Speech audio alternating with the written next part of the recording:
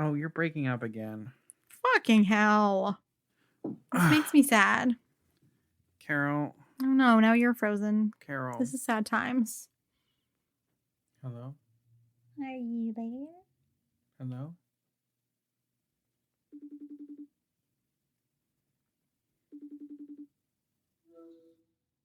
Bro.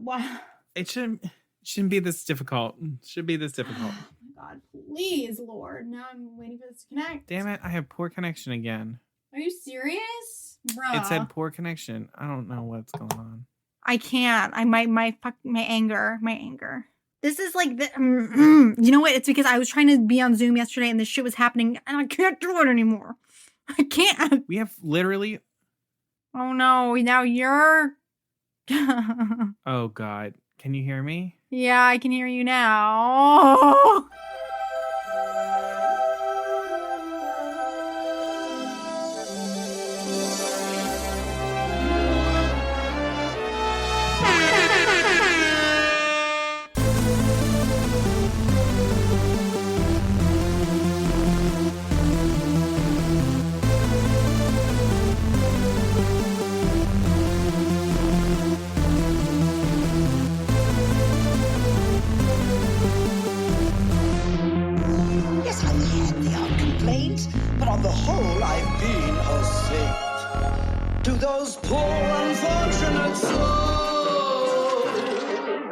Hi, and welcome back to Poor Unfortunate Podcast. I'm Conor Perkins. And I'm Caroline Ametti. Happy Christmas week, everyone. Happy Christmas week. Wow.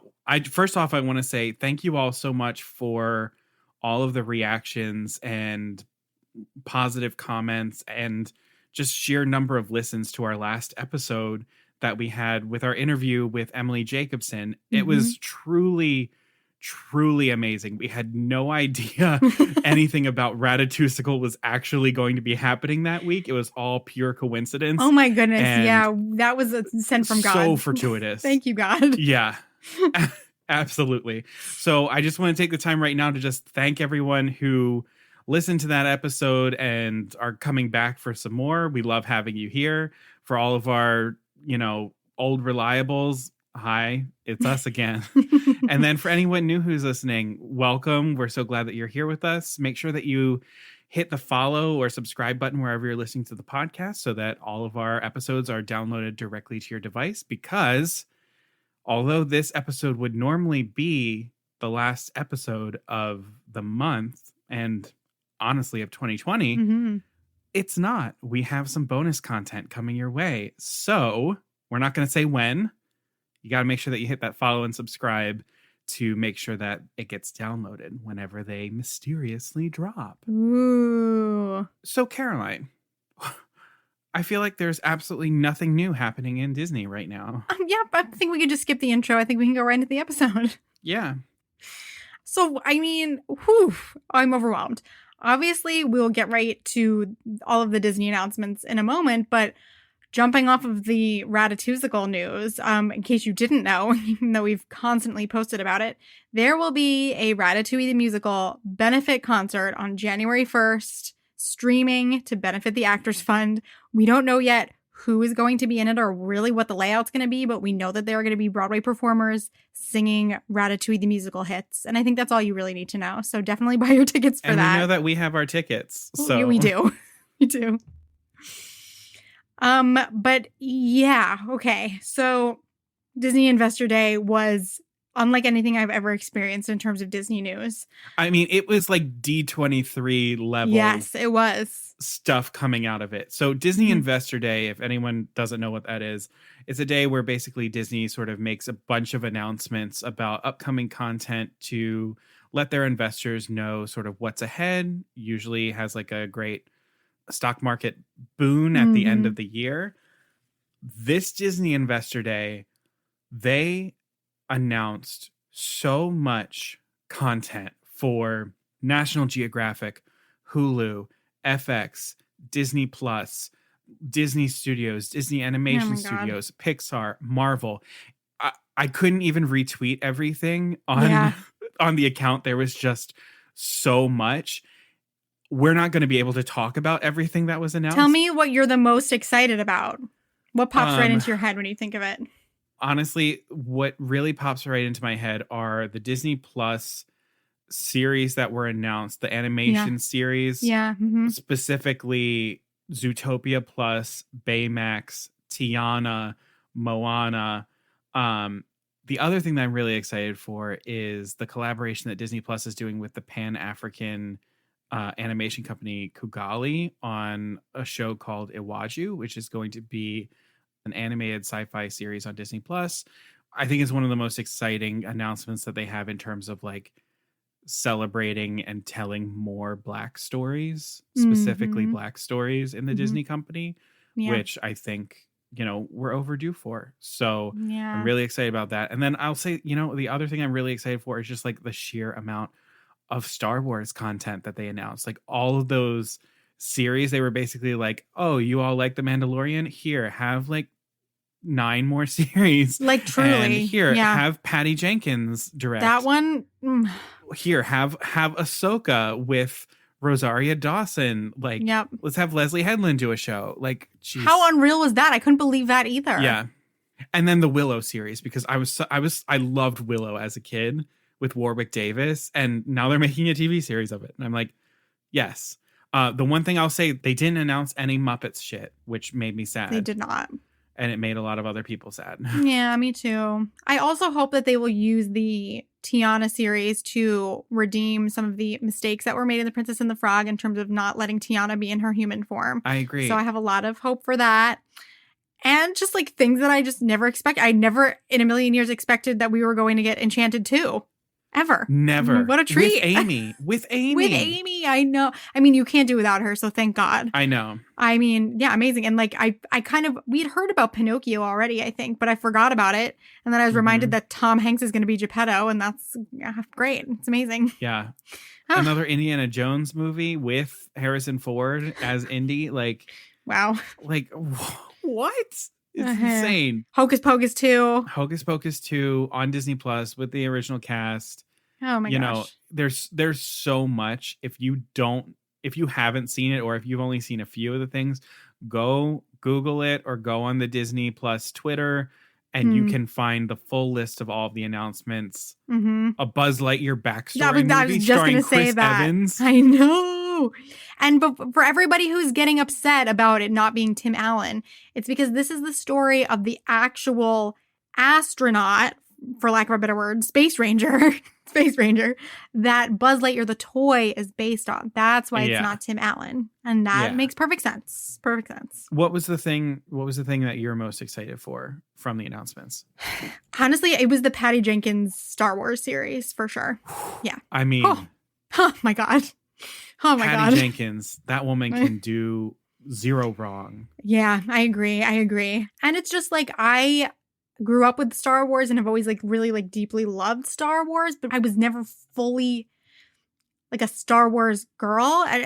Because I would I obviously really latched onto like Leia and Padme and now Rey, but it was the lack of females across the whole series that lost me. And so now we're gonna have a female-centric series. I'm so excited. Yeah, I just love the fact that like we've seen, since Disney has acquired the Star Wars properties, and whether or not you like that or not, one of the things that has happened, which I do think is an asset to it, is they are really, really expanding the universe.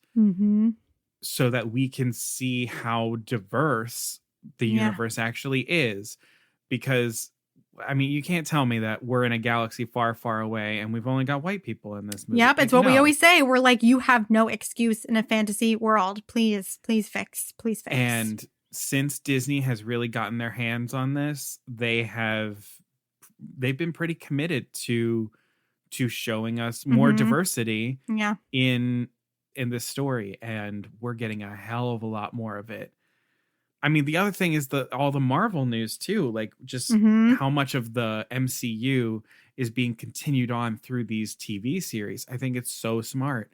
Like it allows us to keep coming back to those stories. All I keep thinking of is just I see dollar signs. Yeah. Like how are they going to make all of these? These are going to be so unbelievably expensive. I think I think that they're going to make it all back in Disney Plus subscriptions because wow. they had, I think, like one of, if not the most successful first years of a streaming service really ever. Wow. Are they going to up the price on us? I feel like they probably, the price of making these shows, I feel like it's going to become more expensive. Think so for at least the first 3 years because of the way that they packaged it, where if you signed on for the first 3 years, you have that fixed rate. I forgot about that. So I don't think that they're going to raise it. Oh, yeah. I think part of their commitment is also like keeping it low cost. But I think what all these series are going to do are those people who would like sign up for Disney Plus when The Mandalorian was on and then cancel their subscription for the rest of the year. Yeah, now they're in. These are going to hook those people. Yeah. So now people who would maybe be like 4 months out of the year subscribers are going to be 12-month subscribers, which that's a huge amount of money. Smarty right there. Pants. Yep. Yeah. I could do the whole episode on this. I know. On these topics, but that's not what our episode is today.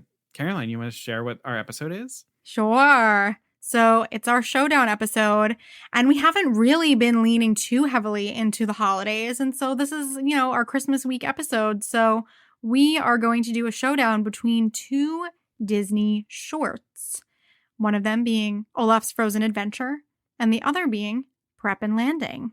You can find both of them on Disney Plus, and they are about the same length. They're about, around 20 minutes each. So, we were thinking about doing features. We debated, 2 Christmas carols, but we love Muppet Christmas Carol too much, and we kind of knew that would win. So we wanted to pit 2 movies against each other that would be a little bit more of a contest. Yeah, we thought holiday specials would be... It's different. I feel like everyone sort of goes to the big holiday movies. Mm-hmm. And also, I didn't really want to see Caroline tear Noelle a new asshole. So... Yeah, so I honestly... yeah, that would have been like a bloodbath. It wouldn't have been very festive at all. And I don't want to talk to you about it. So we're not going to discuss it. Maybe a later day, maybe maybe next year. I don't know, but I'm not ready to do it right now. Oh, I'm not ready to fight with my best friend when we're in quarantine. But yeah, these are 2 short animated holiday specials that are very, very near and dear to me. So I think I might know which one comes out on top for me, but I'm not very secure in it right now. Oh, okay. So we'll see how it goes in this episode. This is another one similar to our Witching Hour episode where it's close for me and I don't really know which one. Yeah, Witching Hour was tough for me. Yeah. Mm-hmm. So, oh wait, I should tell you first. If you haven't watched either of these 2 specials, as Caroline said, they're on Disney Plus. And we will pause right now so you can go watch them. And welcome back. Great. He can't help himself. So, Prep and Landing. Some background information about Prep and Landing. It is a half-hour Christmas special that first aired on ABC on December 8th, 2009. It was directed and written by Kevin Dieters and Stevie Wormer-Skelton. They were also behind Goofy's How to Hook Up Your Home Theater short, which if you haven't seen that one, it's a good time. Mm-hmm. It's very funny. Prep and Landing is based on an idea by Chris Williams, who directed Bolt. Originally, he pitched it as a short when Walt Disney Animation Studios was reopening the animated shorts program. And John Lasseter and the Disney executives, they thought it was a good idea, but they thought it would fit best as a TV special. So originally, Chris Williams was slated to direct it. But then once they started developing Bolt more, he got moved over. And then Kevin and Stevie were brought in on Prep and Landing. Okay. The producer for it is Dorothy McKim, which I just want to note right now. If you don't know who Dorothy McKim is, if you watch the Disney Animated Shorts collection that was on Netflix for a while, and then I think it's probably moving to Disney Plus, she introduces some of the shorts. She is actually the inspiration for the character of McGee. Oh, yeah. So if you look at pictures of Dorothy and then look at pictures of McGee, yeah, it's so good. It's her haircut, it's her hair color, it's everything. The music for Prep and Landing is by Michael Giacchino, my mans. It's your boy. Michael Giacchino, you know him from Ratatouille, The Incredibles, Up, Inside Out, all the good ones. And Prep and Landing stars Dave Foley as Wayne, aka the voice of Flick in A Bug's Life, Derek Richardson as Lanny, Sarah Chalk as McGee, William Morgan Shepherd as Santa, Mason Vale Cotton as Timmy, and those are just a few, but there's a couple other people who have smaller parts, but just gonna give you a little taste of those. Yeah. And then the budget for this film was $14 million. Ooh-wee. Which I'm like, ooh-wee. That's a whole lot of money to be throwing at this. But I feel like they used it really well. Then, continuing with Prep and Landing, it's had a number of subsequent shorts, including Tiny's Big Adventure, Operation Secret Santa, and Naughty versus Nice. And then there's another special that has also been planned for the future. So I think Disney's like really sort of taken advantage of this kind of Christmas property that they don't really have anywhere else. I was going to say that's a good call. Yeah, they need that. Yeah. And then in terms of reception, it has a 77% audience score on Rotten Tomatoes, which is fine. There was no critical score, so it can't be certified fresh or anything like that. So weird. But it won 4 Emmy Awards. It was nominated for 9 Annie Awards and won 3.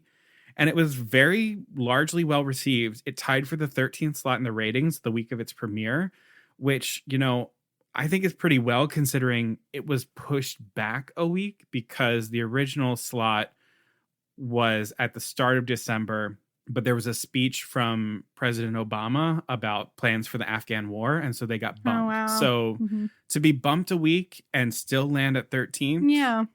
I won't fault them for that. And then my plot synopsis for Prep and Landing.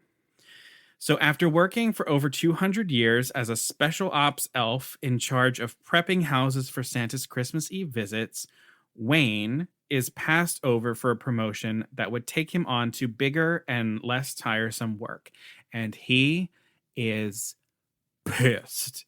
When these elves do this poor hardworking man dirty and give him a rookie to train on Christmas Eve, I mean, come on. Yeah, it ain't right, yeah.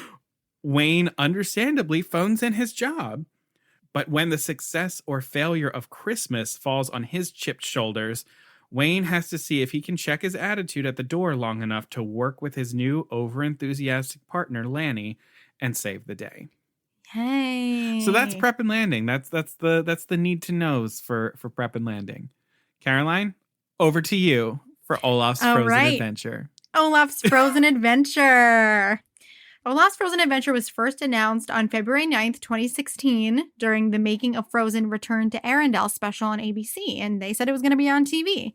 But then, in June 2017, it was decided that the short would premiere in theaters before Coco, as it was deemed by John Lasseter and others too cinematic for television.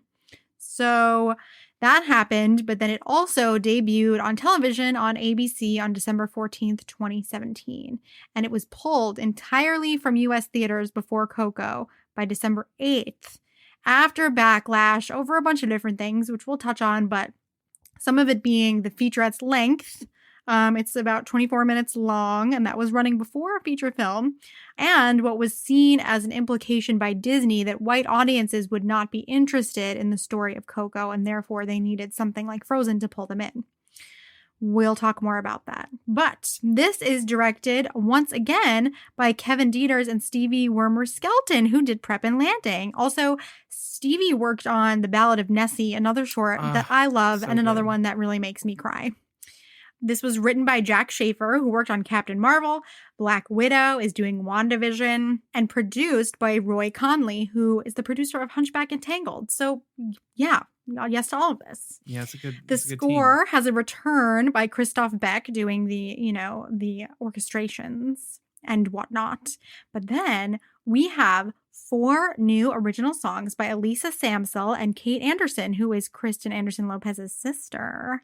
And those 4 songs are Ring in the Season, The Ballad of Flemingrad, That Time of Year, and When We're Together. With some reprises. And every single one slaps. It all slaps. It all slaps. Of course, starring Idina Menzel, Kristen Bell, Josh Gad, and Jonathan Groff. I don't even know if on here, y'all, my obsession with Jonathan Groff runs real deep. Mm-hmm. His picture, like a picture that I got with him at the stage door, was in my locker when I was in high school. There are no truly, like, he is my number one celebrity. He's my number one everything. There are truly no words. And I just needed to mention that. So Olaf's Frozen Adventure came out after 2015's Frozen Fever and before the plot of Frozen 2 had truly begun to be sketched out. And so I'll get to this later, but I really think it had a huge impact on Frozen 2. So the audience score for Olaf's Frozen Adventure on Rotten Tomatoes is at 41%. It's wrong. It's wrong. It's wrong. Especially because Frozen Fever, which I really enjoy, there's nothing wrong with it at all, has a 72% audience score. I think everyone seems to be confused about that, but we'll get there. So here is my little baby plot synopsis.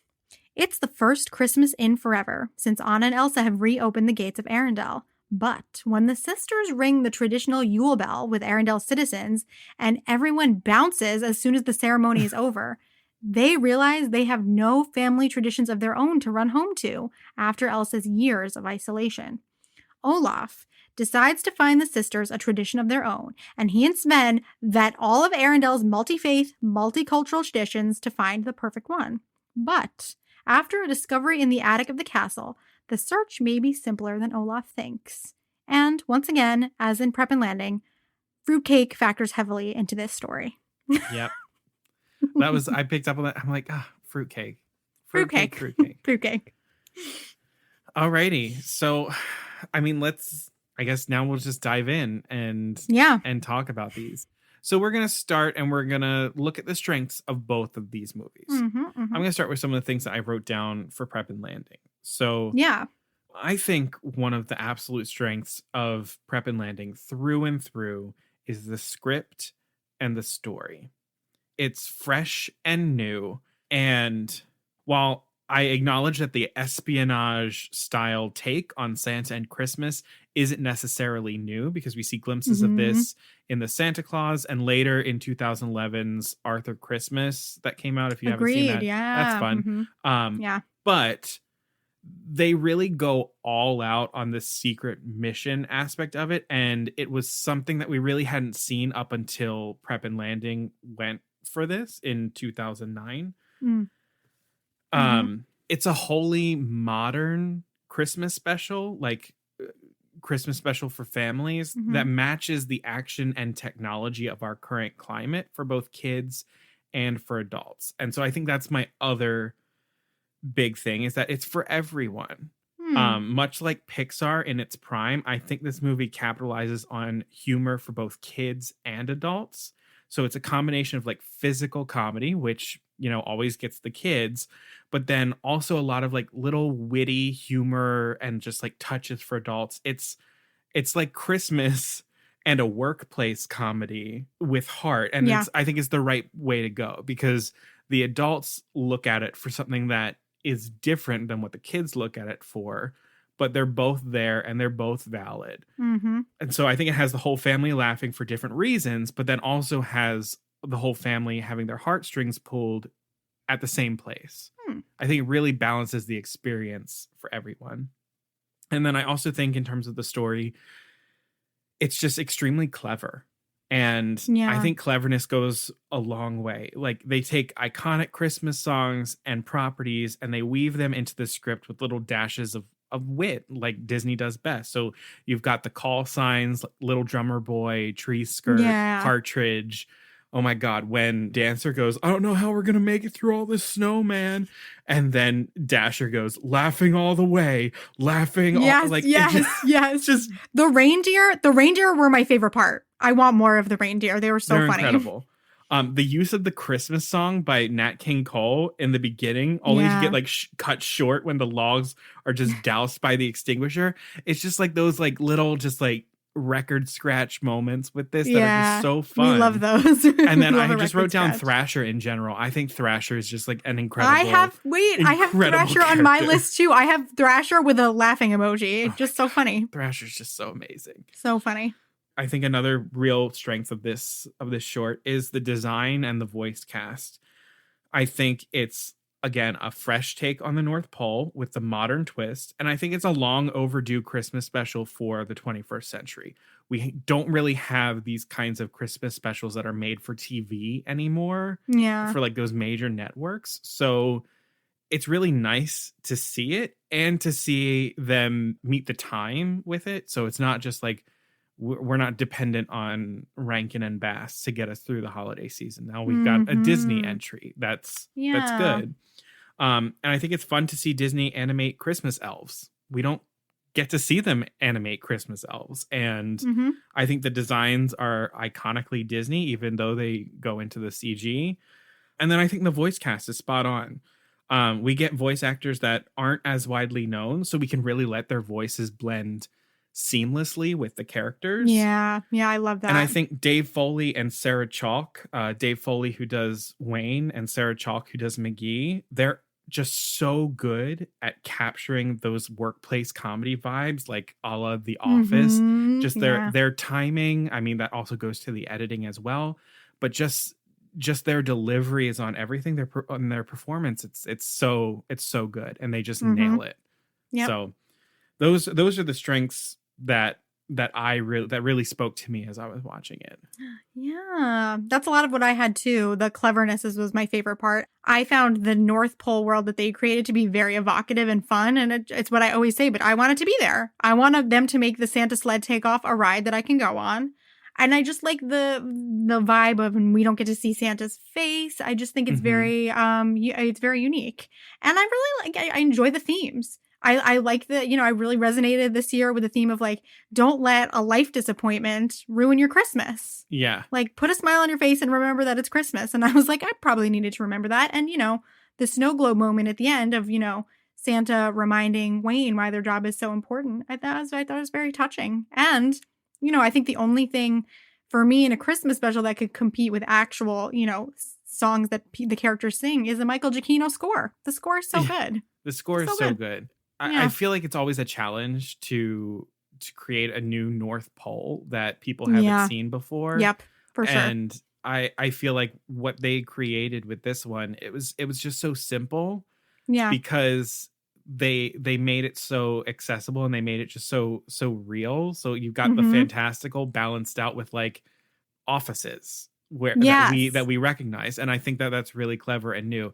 And exactly what you were saying with Santa, I love how they do that. And I think in terms of theme, it's really nice to see a take on specifically cynicism around the holidays. Not like, oh, I'm a grump, or I'm like a curmudgeon, or I'm like a Scrooge or something like that, but someone who's like, I like the holidays, but I'm just like over it. Yep. And I liked that part of the plot is about explaining how Santa gets all of this done. I like when kids can have like another reason to believe in Santa and be like, oh, that's how. Like, it's because of all the elves who get everything ready for him. I love that. How does Santa get it all done? It's a new answer to that question. Yeah. And honestly, I love the fact that it's like, it's teamwork. I think that adds more of the reality to it, where it's he is a man, and it requires a shit ton of work, and they have to, like, as McGee says, 364 days of planning, one perfect night of execution. Yeah. Like that. And then they get to celebrate for 20 minutes, and then it's time to get back to work. Yeah. You want to do strengths of Mr. Olaf? I sure do. All right. So first of all, I would just like to acknowledge that Olaf's Frozen Adventure is working with a bit of an advantage because we're, exploring the backgrounds of these characters who we already know and we already love. We're not getting introduced to anybody new, so it's an advantage. And so I know that the fact that I already love Olaf is probably a huge reason I love this. And I think Once Upon a Snowman, the short that recently came out on Disney Plus, pretty much copied Olaf's Frozen Adventure and like the whole point and the theme. And I felt it was gilding the lily, and I still loved that. So again, I just want everyone to know that I am biased. So number one, I think a huge strength of this is the music. Yeah. Elisa Samsel and Kate Anderson, yes, female writing duos. They met at the BMI Lehman Engel Musical Theater Workshop. That's where Ashman and Menken met. So yeah, it's like in the blood. It's going to be amazing. And claps to Kate Anderson because she also voiced the Norwegian cookie lady and the cat lady. So they're just multi-talented. The songs are both touching and funny. And I watched an interview with the two of them, and they just love these characters and were so excited to write for them. And you can just tell when people are excited that way. I love that Disney like allowed someone else to get their hands messy in with these characters, because even with Frozen Fever, it was like Chris Buck and Jennifer Lee, like they were part of that as well. And this time they were like, here, let's give it over to some new people and see what comes out of them. And I mean, the music that we've got, I'm so glad. I wouldn't trade that music for anything. And it's so seamless with everything else from the Frozen franchise that we have. It fits in that world perfectly. It's beautiful. Yeah, and let it be said that when you took it away from Bobby Lopez and Kristen, Johnny Groff got to sing a song. Like, thank you. A real song. We're grateful. I mean, we're grateful.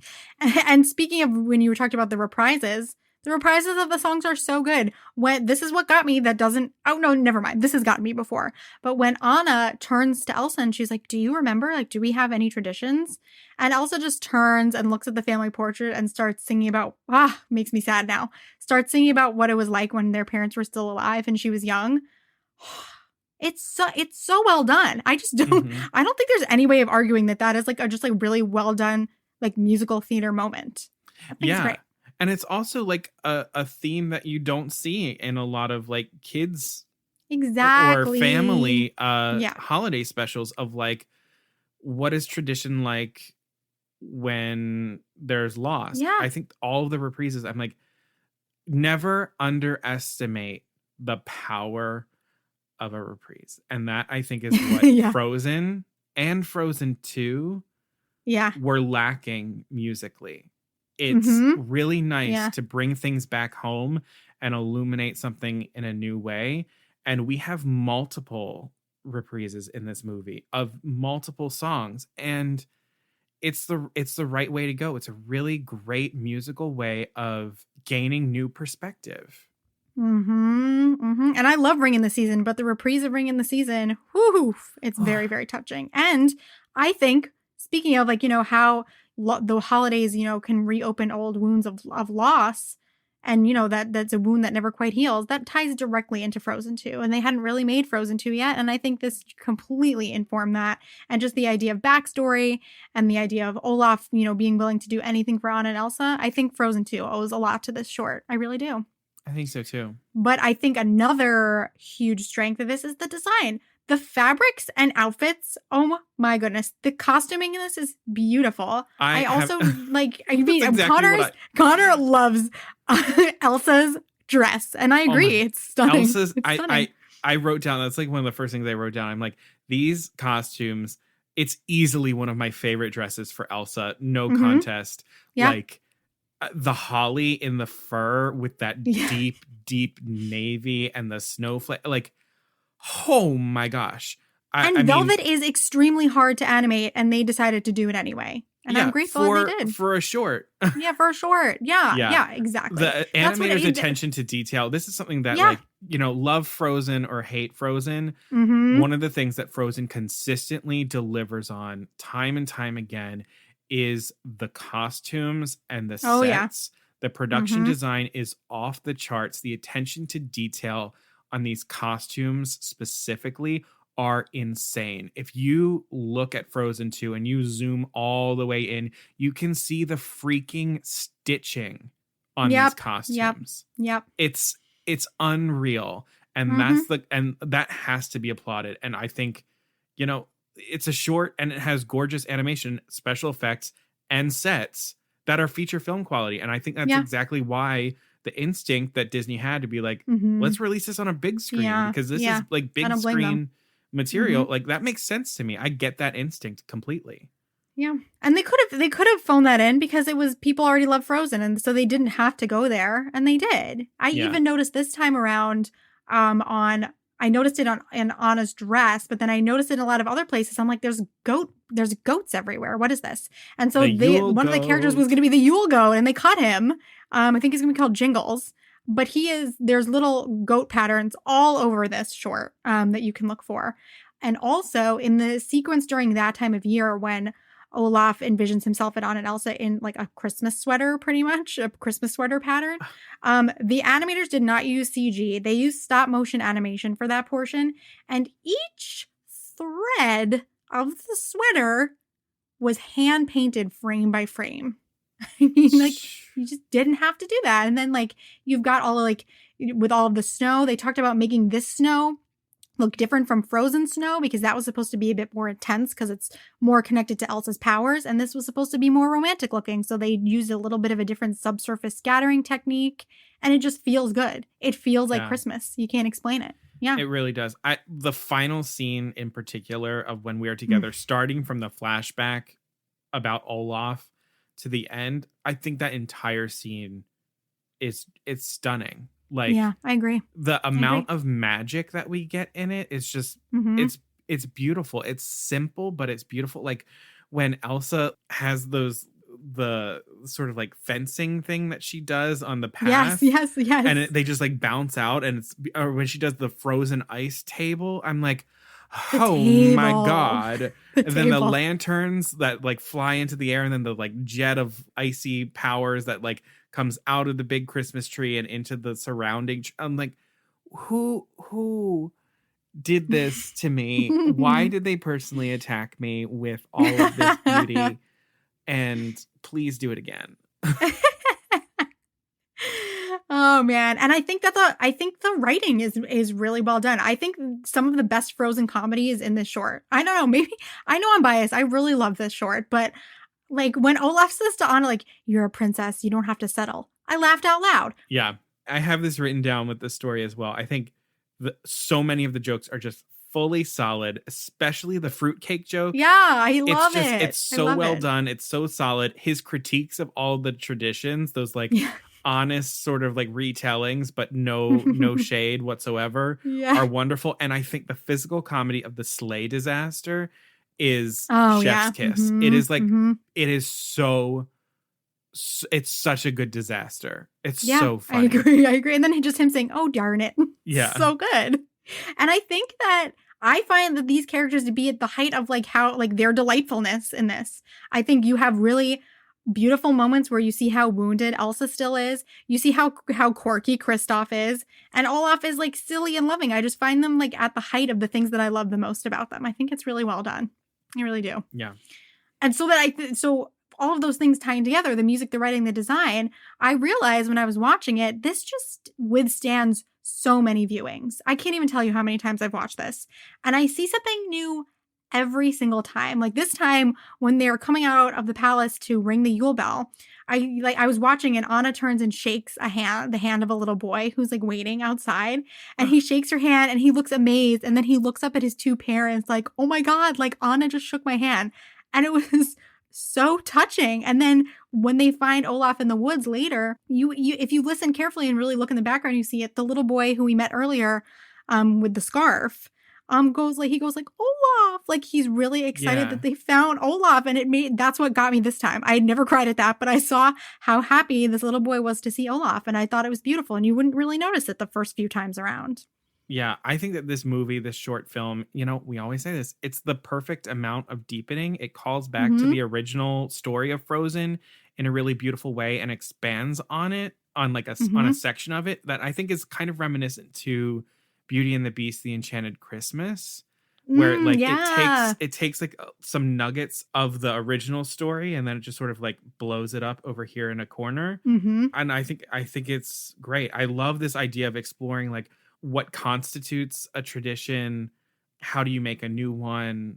I think all of that is such a good theme, and it's very universal, and it's a really good way of letting this holiday special be a little bit more inclusive than many holiday specials are, where they're just so Christmas oriented. Where yes, Christmas is what they're leading with here, but there's opportunities to see more things and more ways of celebrating Christmas, because that's very different all around the world. And this is one of the things that I actually really liked, because I was adamantly defending Olaf's Frozen adventure after I had seen it ahead of Coco to like everyone that I met. Yeah. Because I for some reason, I like knew that it was happening, but like forgot that it was happening before Coco. So it was like sort of like oh, right. This is Mm, happening. And I didn't know how long it was going to be or anything like that. But I just went for the ride. And if you just let yourself go for the ride of this, especially mm, before Coco, like it actually works really well. It's a whole theme about traditions and family, and it pairs so well with the themes of Coco. And I mean, I was going to see Coco because I wanted to see Coco, not because I hmm. wanted to see Olaf's Frozen Oh Adventure. yeah. Yeah. But yeah, so like that was one of the big things where I was like, if you really let yourself watch this and pick up on the things that it's saying, it makes sense to be placed where it was. Do I think it operates better as a TV special? Absolutely. Oh, definitely. Like Oh, for sure. I think it's perfectly there. Do I understand why they made the decision to put it in front of Coco? Yes. Do I understand the backlash that it got of like this looks like we're just trying to pull in white viewers who would not normally see a show that is centric around Mexican culture? Yeah, I understand that too. Hmm. Hmm. What frustrates me, I think, a lot about Olaf's Frozen Adventure is that it bears the brunt of a lot of Frozen backlash of people who are just like, Yeah. I have been Yep. frozened out and this is the final straw. The fact that we have to deal with these characters at Christmas time. When honestly, these characters at Christmas How time can people is say so that? perfect. I Like know. How can you say that? yeah. What we were talking about now kind of jumps into like my weakness section for this. So, yeah, it's interesting. I completely agree with you in that. Like, I think it was just screwed by being placed in front of Coco. The more I like thought about it and read about it, I was like, yeah, timing wise, racially, yeah, how did we let this slip by and not really think about it a little bit more? And I think, yes, it makes a lot of sense because they both deal with the themes of traditions. And I think that's nice. But it's kind of the same feeling I had about Lava being in front of Inside Out, which I adore both of those. But I remember feeling like, did I need to cry for that long? You made me cry during both of those. And I kind of feel the same way about this. I'm like, Coco is so emotional. Olaf's Frozen Adventure is so emotional. Please, like, why do you need to wreck me for 2 pieces straight? I'm okay being wrecked. I can't. I'm okay. I can't handle it. It's too much. When I go and I see a holiday, like when I see a movie in that Thanksgiving Christmassy time from Disney You're ready to be with wrecked. a short ahead of it, I'm like, I know I'm Okay. gonna be dragging myself out of here. Like Because Olaf's Frozen Adventure, every single time, I cry without fail. without fail. I It was scares watching me. this. I was taking notes while I was watching Me this too. movie. Still And so I'm like, cried. oh, I think this actually might be the first time that I don't cry because I'm like, half paying attention to it and half like working on Mhm. organizing my thoughts. And fuck if we didn't get to the Olaf flashback sequence. I know. And then I know. as soon as Elsa goes, it's you, Olaf. You're our tradition. Like clockwork. Man. Boom. can't. Tears out of my I eyes. can't. But I agree with you in that it just shouldn't be. I just don't think it should have been put in front of Coco. It should have been on TV. Just no. I was okay with it in front of Coco because I was really glad that I got to see that short on that big of a screen. It was Yeah. truly, truly magical to see it on that big of a screen. And I feel it like, especially because like I've said this before, I'm a babysitter. Yeah, that's just like, especially when you factor in the time of like getting to the theater, buying the popcorn, taking the kid to the bathroom, it's too much. I understand why parents were pissed off. I probably would be too. But one critic called it painful. And I'm just like, no, sir. I just don't. Everyone's entitled to their own opinion. I'm biased, but this isn't painful. Like, you can't call it that. No. And also, like, that's what I think. The other thing is, like, it's a Christmas special, too. Like, are we being this critical of some of these Rankin Bass holiday specials? Because yeah, right, I would argue some of them are much more painful to watch than I agree. this. I agree. And fine. What I'll accept is like maybe just like this tone isn't what some people like in their Christmas specials. Maybe they just want to like it to be silly and they want to laugh and that's all. That's fine. I'm kind of silently judging you because I have a feeling you probably haven't cried in years and you probably need to if you don't like this, but fine, sure. To each his own. I mean, some of my weaknesses, in addition to the backlash that happened around Coco, which I do think is extremely valid, The other weakness that I have for it is I do think that the script can be a little exposition-y at times, especially in the beginning. I Mm. think, ironically, if they didn't try to make this a half-hour special and they made it a full hour special, like some of those Yeah. Rankin Bass ones, Yeah. I Mhm. think that might have helped that issue. I think that this short could actually stand to be a little bit longer. Oh, I kind of agree with you. Yeah. Like, Yeah. I mean, there, especially when there's all those people who are like, this thing is too damn long. I'm like, I think it could be a little bit longer. I think they could have Yeah. fully gone into like, we'll do a full hour TV slot on ABC. Like, Yeah. That would I have think been they could have done nice. it. Mm-hmm. My other big weakness is with all of the merch that they put out for this, Yes. why Say it. didn't they Say it. make that damn tree topper?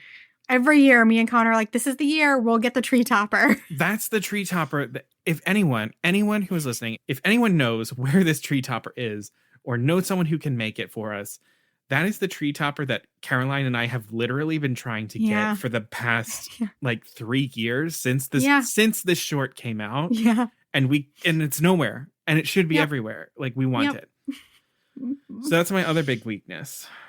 But Yeah. other than that, like, I mean, maybe I'm really blind to it, and I know, me too. But I'm maybe like, my taste is off. But you know what? I'm To trying hell to with account it. for I'll that. It might fight be you. possible. Yeah, I I'll know. fight you. I'm like, this gets me in a way that very few other shorts are able to, and it's hard to Me really too. articulate why. Mhm. But I think it's just really that culmination of the way that story ends. Mhm. It's just so beautiful. It's It's beautiful. like to see people coming together and celebrating family and just being with each other as opposed to like the rest of the traditions, or it's like the tradition that matters is bringing people Mm. together. I think Mhm. that's what it is. I think that's the thing that gets me, is that the most important Mhm. tradition of all is finding Yeah. ways of togetherness. Yeah. So pivoting to weaknesses for prep and Mhm. landing, Mhm. this is another one where I don't really have a whole lot of weaknesses. I think that prep and landing is just like so solid all the way Mm. through. What I have is that it's a 2009 TV special, and it was just as Walt Disney Animation Studios was starting to tease out what they were able to do with CGI. And so while I think the stylized nature of the animation serves the movie really well, there are definitely a couple moments where I can see the older animation. So the quality of the graphics definitely get better in the sequels as opposed to the Mhm. original. But Yeah. that being said, I'll take story over graphics any day of the week. And I think Mhm. that the Mhm. story of Prep and Landing is just, as I said, solid. Mhm. And then another thing that I had, and I think this is probably where I have the most beef with Prep and Landing, is this special is not really reinforced with any type of merchandise or any sort of other fanfare. Yeah. It Mhm. hasn't seeped into the culture of the obvious Christmas specials, even though it should, Yeah. because there's Mhm. just like a lack of follow through on the marketing of it. It just feels like an afterthought every season as opposed to something that people look forward to seeing on TV. Yeah. And I feel like that is something that Disney has done a disservice to Prep and Landing. Like, why don't we get a Prep and Landing balloon in the Macy's Thanksgiving Day parade? Why isn't Wayne and Lanny? Mm. Why don't we see them? Like, Yeah. why is it we only see them like the week of when Freeform's 25 Days of Christmas is like, oh, and Right. by the way, Yeah. Prep and Landing's happening tonight, and you're like, oh, okay. Mhm. Like, we should Mhm. see them Mhm. more. Like, it, duh.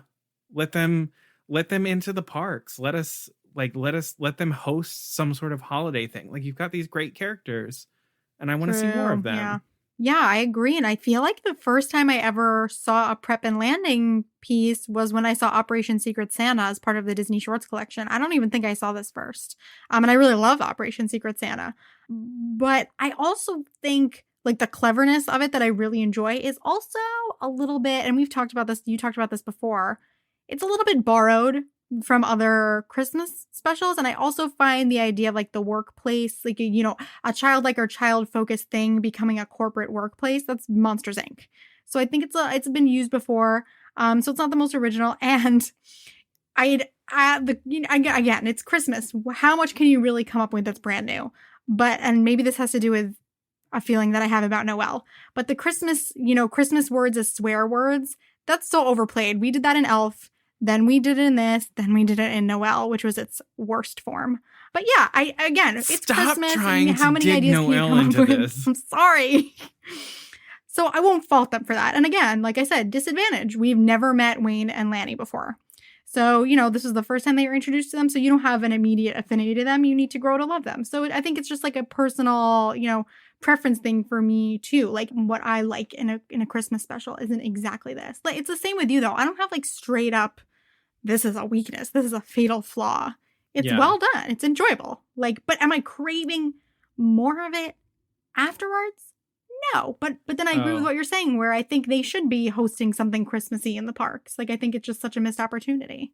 Yeah. Yeah. See, when I first saw Prep and Landing, I was like, I want more of this. And every single year that I watch it, I'm like, I want more Prep and Landing. I think the characters are compelling, and I think that there's a whole lot of creativity around this. I feel like they go deeper into the like espionage version of Santa than anyone else who has tackled that sort of style for the North Pole has. And I appreciate that level of detail. And they were also some of the people who did it before anyone else did. And so like, there's just so many of those creative gags that I'm like, I want to see how niche you can go. And it's proven time and time again that they can go pretty niche while still giving, a great story. I love Prep and Landing. And I think another advantage to it is that, gender roles be damned, but a lot of people see Frozen as not a boys movie, whatever that fucking means. Yep. And it struggles to market to young boys, and Prep and Landing is more accessible to them. Yeah. No, it's true. Yeah. And so I think it's nice to have a Christmas special that is easy to watch for every family, regardless of whether or not they choose to enforce outdated gender norms. Yep. Because I think Olaf's Frozen Adventure is for everyone, but they're gonna be like, it's a princess, that's for girls. And I hate that shit. One day it'll end. One day it will end.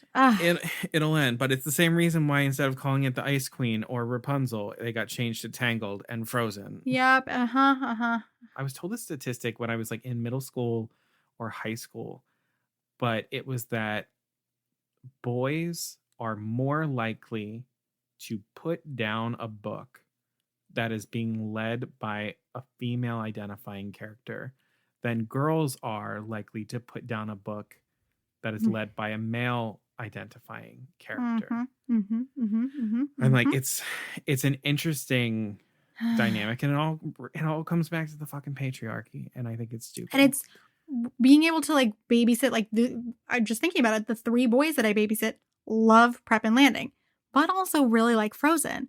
And then I saw for the youngest, because I've been watching him since he was a baby, I saw the age where it changed. It was right after he turned 3, which is scary. When I was like, go get the Frozen. He loved Frozen. Obsessed. Like would be crying and I would put on Frozen and he would be fine. And I said, go get the Frozen book. And he was like, that's for girls. And the first time he ever said that, my heart broke. It's a shame that Prep and Landing has to be deemed more accessible because it is more traditionally male-centric or gender neutral, because you have a princess and a queen in one as leading figures. And I think that's a load of horse shit. Oh, I'm glad we got to this, because I think it's a key part of it. Yeah. But all of this to say, I really struggle with my verdict on this one, because I think that both have flaws that carry a similar amount of weight in my eyes. Yeah. And so this, I am purely going on which one I look forward to watching more, and which one makes me feel the way I want to feel around the holidays. And that's Olaf's Frozen Adventure for me. Where Prep and Landing makes me laugh and also makes me feel those like tender moments, but Yeah. Olaf's Frozen Adventure makes me feel those tender moments more deeply, and those are the ones that I treasure around the holidays. So Olaf's Frozen Adventure, just on my gut, I think both are extremely valid, and I won't go through a holiday season without watching both of them. But the one that I look forward to all year round is Olaf's Frozen Adventure. I'm in the exact same place. I know, and I know that a lot of it is personal preference. But Yeah. if I want to base it on something maybe more factual, I do think that Olaf's Frozen Adventure just stands up to more viewings. I think there's more to catch and new things to see, a little bit maybe more than Prep and Landing. But like you said, I think it's a total personal preference thing. I think they're both really well done. They're really great. You can't go wrong with either of them. Yeah. Alrighty, so that's our showdown. This one was fun. I liked tackling something that's a smaller scale than some of the feature length movies that we've been doing, because I realized that since we started doing showdowns, every single one has been feature length movies. And one time we tried to tackle feature length movies and attractions. I was just going to bring that up, and I was like, and that was like doing a research paper, and it was like a whole dissertation. That was a dissertation. This was nice. Alrighty. So, like I said at the beginning of the podcast, we do have some more bonus content that is going to be coming to you this month. Remember to hit the follow button or the subscribe button wherever you're listening to the podcast so you don't miss anything. Yeah, we have some fun stuff ahead. It's going to be good. It's going to be good. And please follow us on social media. We are at Poor Unfortunate Podcast on Instagram and Facebook, and we are at Unfortunate Pod on Twitter. And as I always say, please join us in the Poor Unfortunate Fam on Facebook. That's just a little group of our listeners where we discuss the episodes. We take BuzzFeed quizzes, and right now in the fam, I posted a BuzzFeed article that was people's like very unpopular Disney opinions, and it was like an explosion. Everyone had a lot of feelings. It was really fun. That whole article was rude. It was completely disrespectful. So if you join the fam, you'll know what we're talking about. So you should join. And then, I say this every episode, it does take us a little bit of money to keep the podcast up and running and coming to you. We do have a PayPal account, and the link to it is in our episode description, as well as on our website, links on all of our social media accounts. Truly, anything that you are able to contribute really helps us just cover basic costs. You can make a one-time donation. You can make a monthly donation. We'll take anything. It can be $1. It can be whatever you have. And if you can't, just to share a shout out on social media, that also means a whole lot to us and helps us reach new people. And, we just love spreading the holiday cheer and, Disney joy with other people. Especially if we are in your 2020 Spotify Wrapped, if you are a Spotify listener, please let us know, because like I said before in our last episode, Caroline and I love to have strange excuses to cry in the middle of the day, and that will definitely make us cry. Yes. And we welcome that. So, with all of that said, happy holidays, happy Hanukkah, Merry Christmas, joyous Kwanzaa, happy Boxing Day, all the goods. Happy winter solstice. Yeah, happy solstice. Yeah, all of it. And we'll see you very soon. So happy holidays and Beluga Savruga.